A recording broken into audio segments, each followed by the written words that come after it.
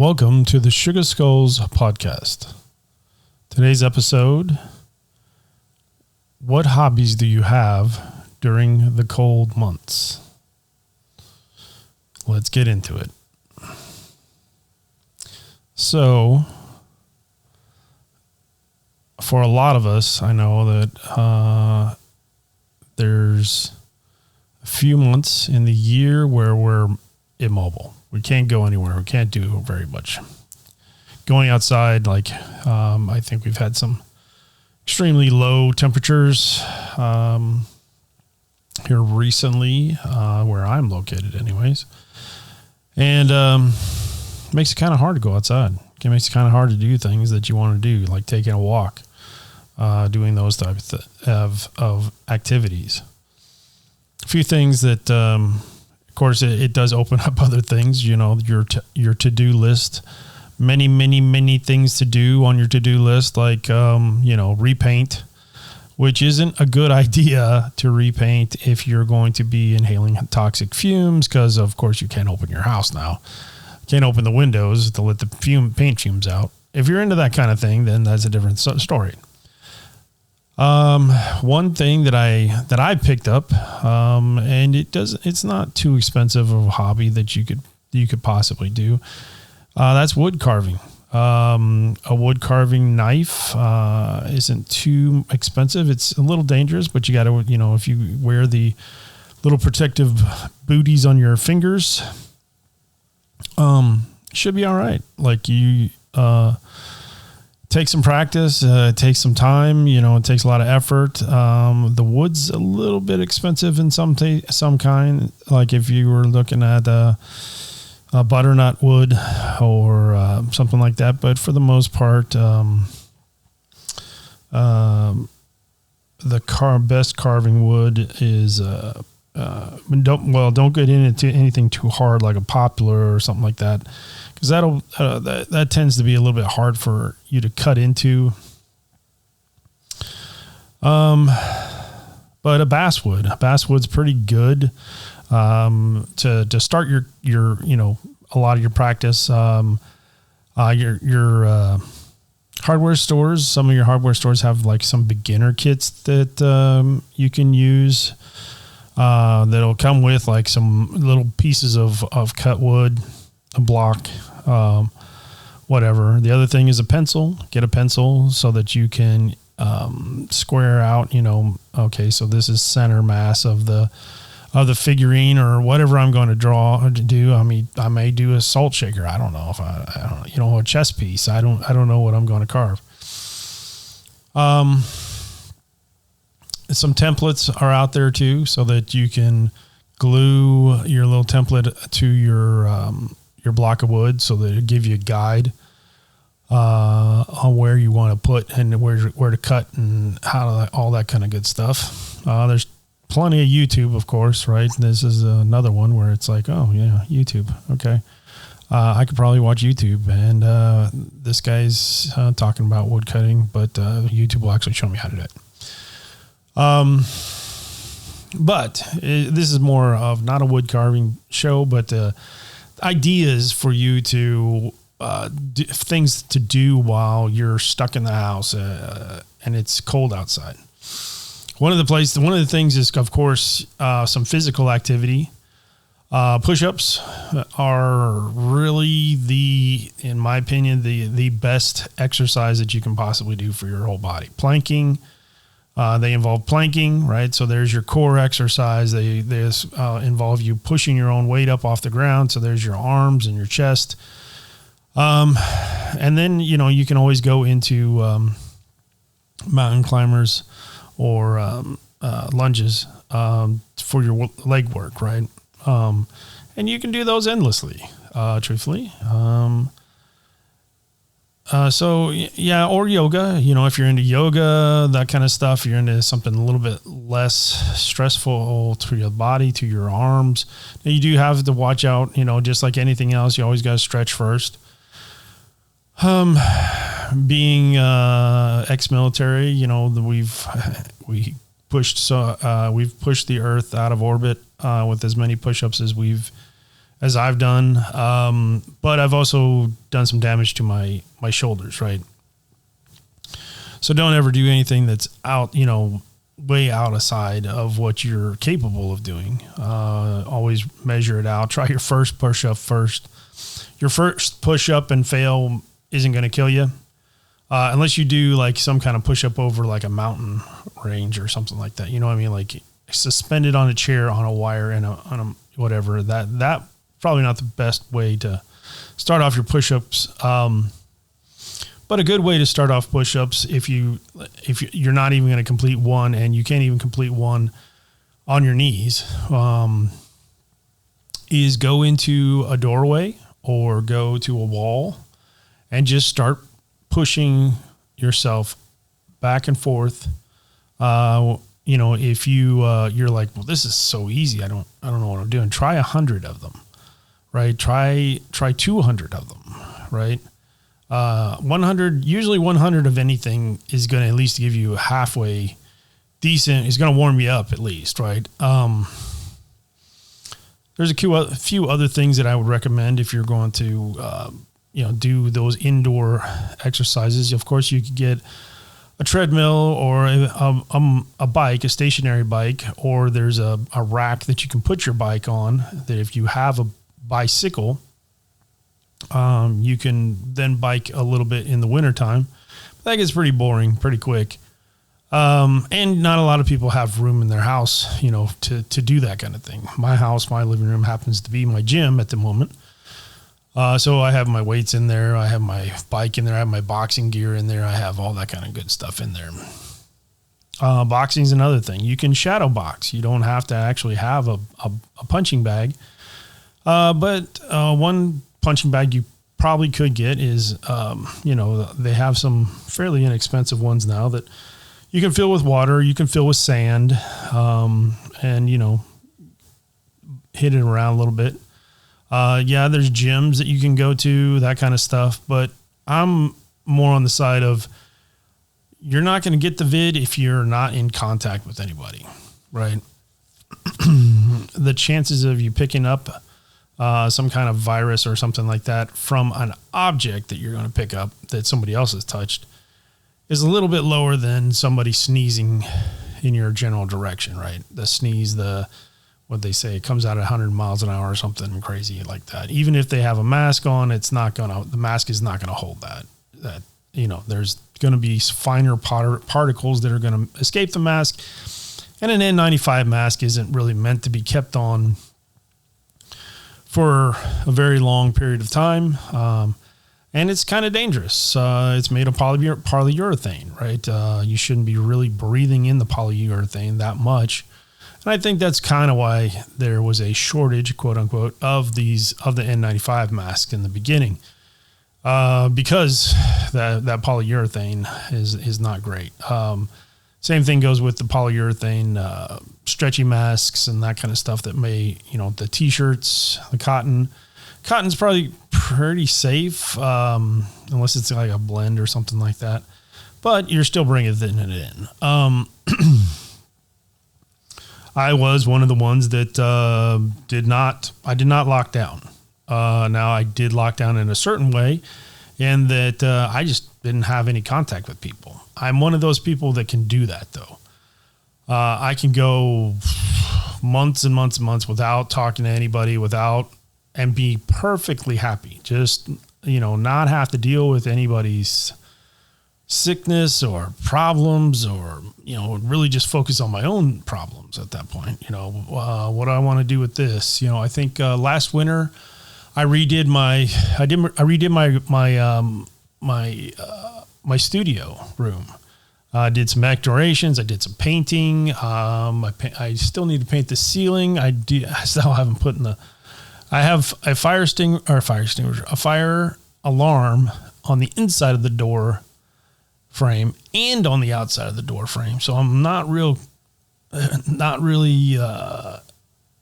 afraid of not getting a smoke detector to pick up any kind of smoke or fire, but I still have to replace them. So there's good time to get those replaced. If you keep hearing that chirp, Time to replace the battery, and it's annoying, right? Because they have to be in sync. They have to, you change a battery in one and then another one starts chirping and you're like, where's that one coming from? So there's another thing, right? Just some simple home improvement stuff that you can do in the winter months where you're locked in. Now I will say that, the remote work from home has really helped out a lot. My workplace is kind of far from where I actually live. So it's about a 45-minute drive. And then if there's snow and ice, then that will, that kind of pushes it up to, can push it up to a 2 to 3 hour drive. Right. And I know that some people like in LA and that kind of stuff that don't actually have bad weather, that is their commute, right? It's a 4-hour commute from, I think, I was looking from Hermosa Beach to San Diego was 4 hours at one time, but less than an hour at another time. So,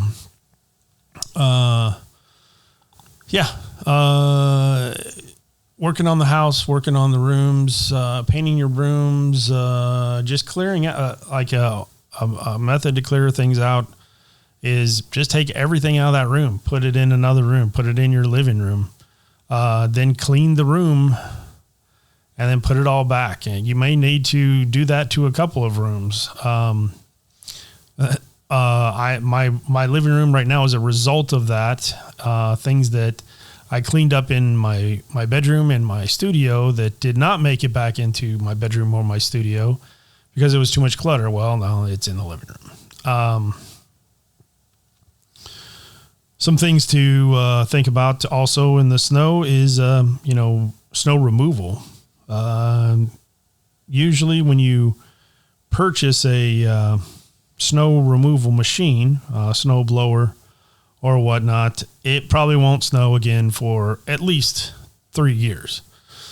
So there's the maintenance of that. Going out into the garage and just opening up the garage every once in a while.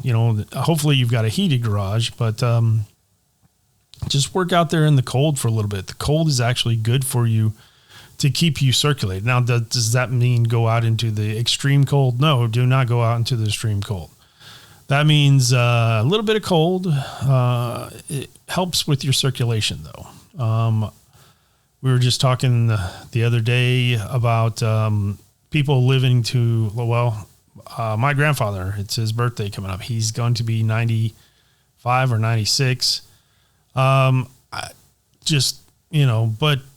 he's not in the greatest shape, right? When you get that age, sometimes the old poop slips out a little bit. You think it's a fart, but it's not really. It's going to slip out. Oh, wow. That wasn't a fart. Okay. Well, I guess I need to go change my pants now. But one thing I've noticed is that if you stop, if you become stationary, if you sit in the chair, if you become that chair, become one with the lazy boy, you will become a lazy boy. So, get up every hour or so. If you got to set a little timer, or if you want to set your clock so that it dings every hour. Yeah, that can be a little annoying every once in a while. But I just remember when it dings, you need to get up. You need to move around a little bit, maybe do some dishes or sweep the floor or sweep the carpet or grab the hand vacuum and clean up some dog hair, cat hair, human hair, whatever it is that's stuck. Cobwebs are another thing. Get that little shop vac and hit those cobwebs up. But yeah, lots to do while you're trapped in your home with snow. And I won't say trapped, but you don't want to go outside. I definitely don't want to go outside. I don't know about anybody else, but when it's super cold out, I don't want to deal with it. Now, I can deal with anything. I can deal with not wearing a hat. I can deal with cold ears. I can deal with cold feet. I do not like cold hands, though. I do not like cold hands. So gloves for me are a definite necessity. So there's another thing, organizing your clothing, your gloves, scarves, hats, coats, all that kind of stuff. At the beginning of the winter probably is when you should be pulling out what coats you're going to wear for the winter, putting back some of your summer jackets, some of your fall clothing goes into storage, all that kind of good stuff. There's tons of stuff to do. Of course, there's going to work as well. A lot of us are not retired, or, a home engineer, whether that is a male or female engineer. Now's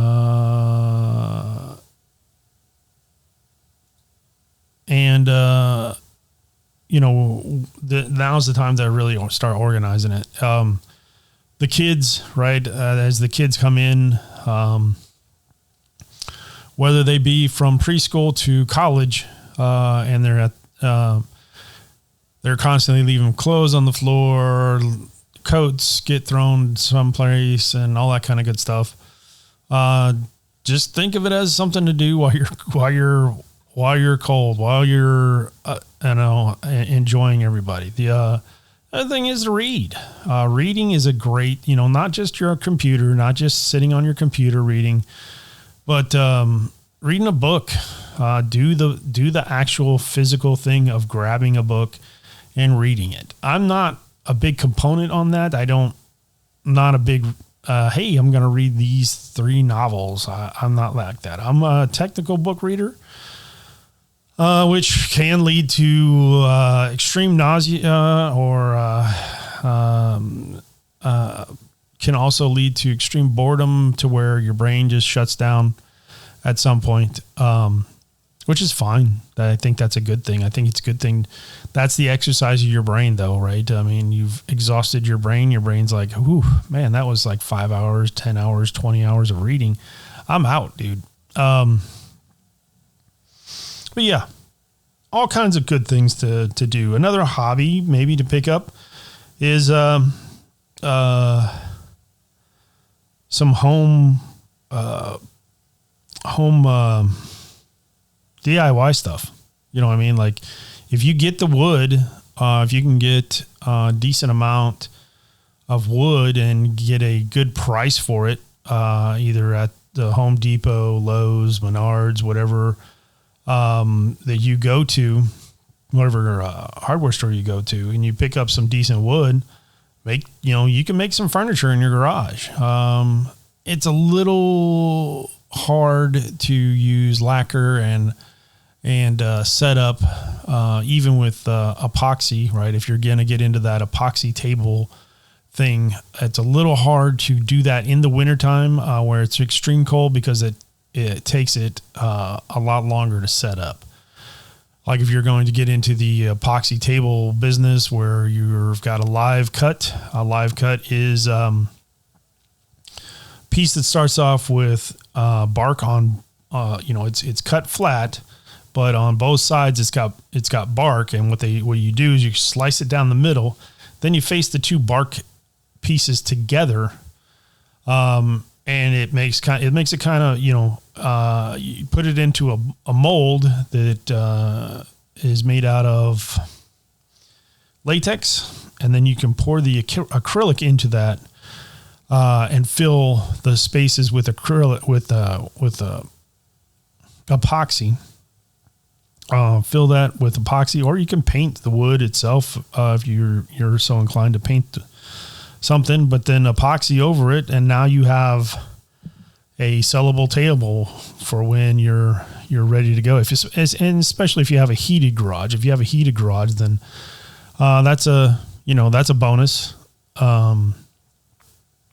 So that way, it'll cure a lot quicker. The other thing is some wood burning stuff. Of course, be careful. Wear safety glasses. Probably wear some gloves that aren't going to burn. I've actually dropped a hot burner before, and grabbed it before it hit the floor, but not thinking, oh, that's hot. But keeping safety in mind, there's wood burning things, right? You can get, most craft stores, you can get a nice piece of wood to display like your mom's name or family name, or, if you're going to get really crazy, print off a pattern from the internet. You can use either ChatGPT, or you can use Midjourney, or you can use any of those AI generated by just putting in, coloring book style dragons, or coloring book style, which Midjourney doesn't do lettering that well, but the Microsoft Creator does. So, old book style lettering with your family crest, or calligraphy with your family name or something like that. Burn that onto some wood, print that out in your printer. Then now you have a template. Now you can burn it on. You can stick it on a piece of wood and burn away, and you'll have a nice gift for your 95-year-old grandfather or grandmother.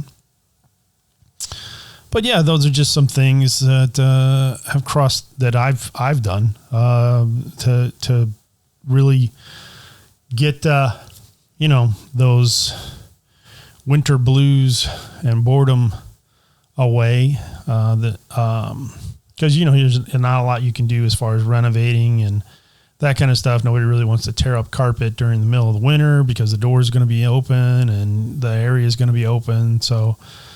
But just simple home repairs are there for me. Even though I live in a small house, there's always something that needs to be, air conditioning vents need to be done. Something needs to be painted. Oh, there's a chip in the wall. Oh, that's another thing. Grab some drywall spackle and those nail holes that are in the wall, which I'm just thinking of mine right now.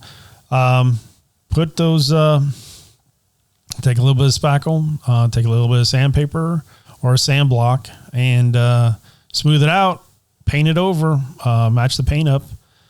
If you can get a decent, I would say you can probably pick up a little touch-up paint at your local hardware store for about $20. Get some decent paintbrushes. I would always suggest decent paintbrushes just because they tend to last longer. But if it's a one-shot project, whatever paintbrush will work for you. Anyways, so what I'm going to do is I'm going to leave the comments open on this so that you can put down some of your favorite things to do while you're stuck in your acclimate weather.